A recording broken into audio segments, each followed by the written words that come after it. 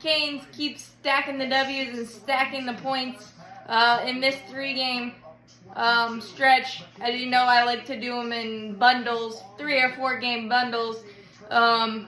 We've got a win overtime against the Philadelphia Flyers, a 7-6 slugfest loss to the Washington Capitals, and tonight 2-1 over victory over the Toronto Maple Leafs. And what I like about getting 5 of 6 points in this stretch, you're playing desperate hockey teams that are scrapping for every point possible, and we've, for the most part, matched the intensity, and especially Frederik Andersen, who has been standing on his head since returning from that blood clotting issue. Just absolutely incredible what he's doing for us in net. And you're getting contributions from everywhere. Gensel's been the assist king. You could see him be a little frustrated tonight with a lot of chances that he got, and they didn't go past in the net, but he's still contributing in so many ways. And once it starts going for Gensel, it could be a faucet. So I'm not worried. The chemistry between Aho and Jarvis has been palpable and very amazing. So take that for as what it is.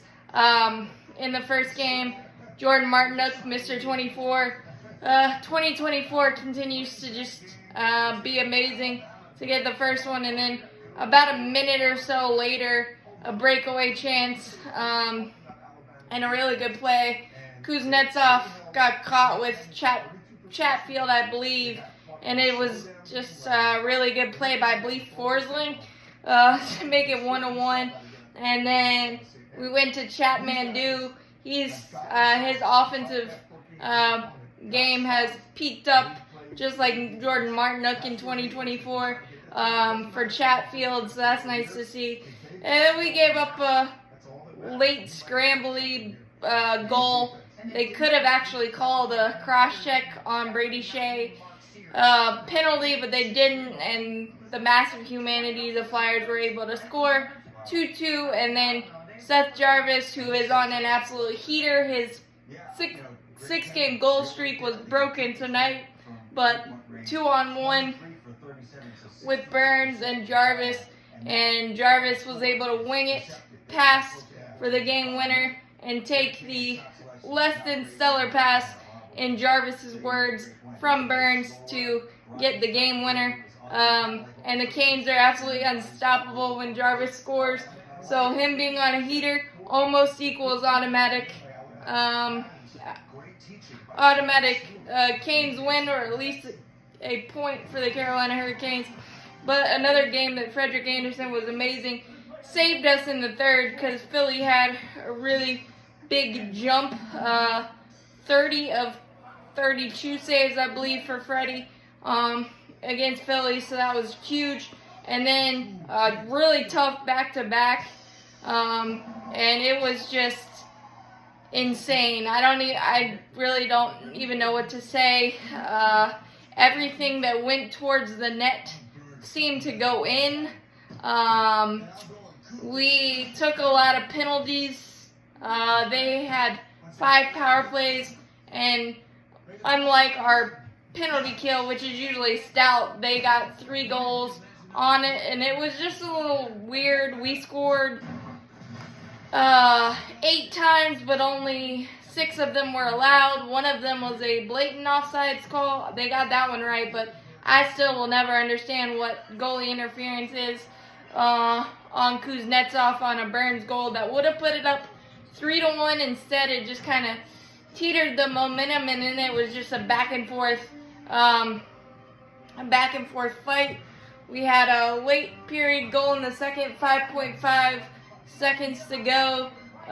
Nate just undressed his defender, got it to Shea, and he winged it past the goaltender, and then they made a goaltender swap, so it was 4-3 us at the beginning of the third period, and then Capitals just kept getting power plays and main advantages with our guys shaking up in the rest and didn't blow it down, but they got all the bounces. They created a lot of the bounces, but it was just a wacky, weird game.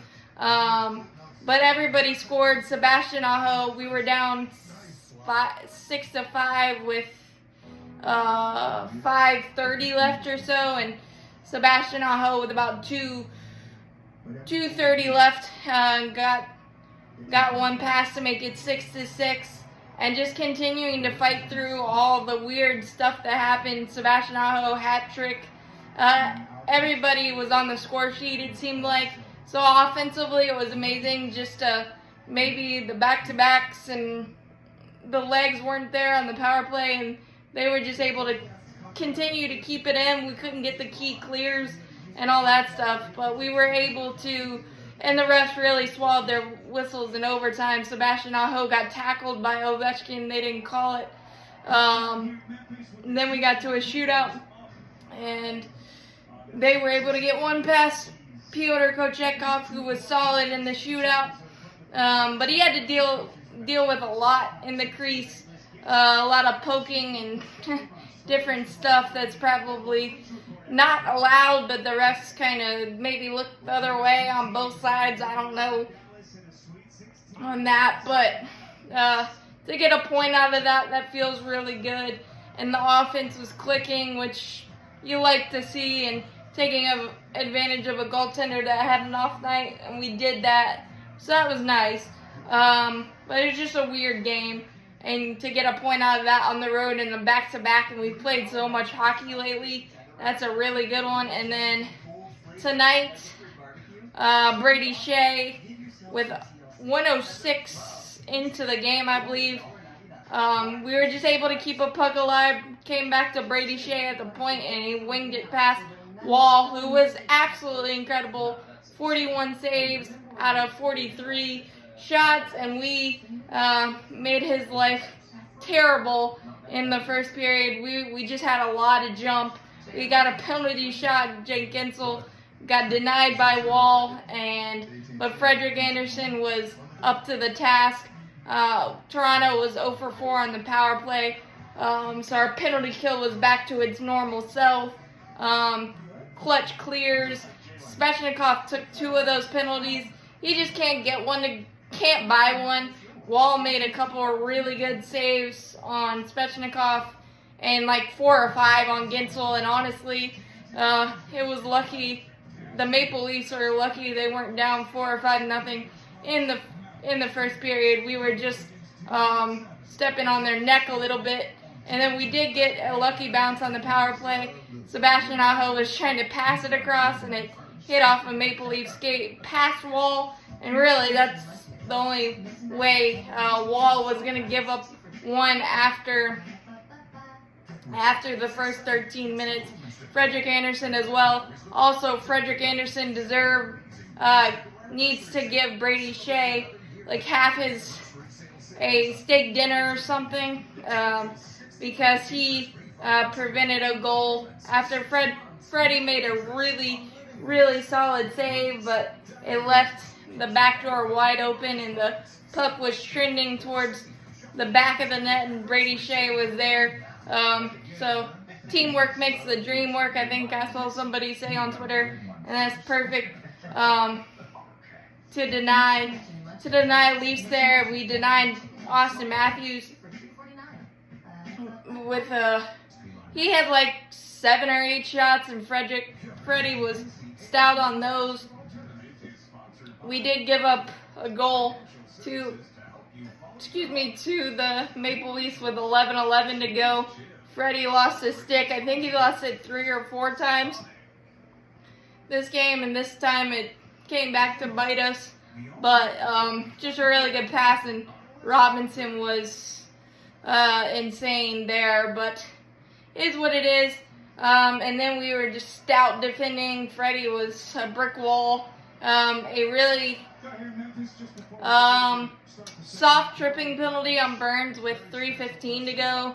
I thought he just was falling down, and Burns' stick was there. But we were able to kill it off. 6-on-4, 6-on-5, anything and everything. We were able to kill it off. Jarvis was this close to 7 goals in his last 7 games, but it winged off the post. But just really good defending, really good box. Pesci had an amazing defensive game. Really good stuff all around defensively. And just Frederick Anderson is the man. That's it. That's all.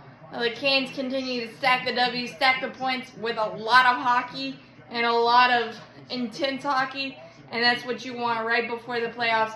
Absolutely incredible, as always. Let's go, Canes. Keep stacking those W's.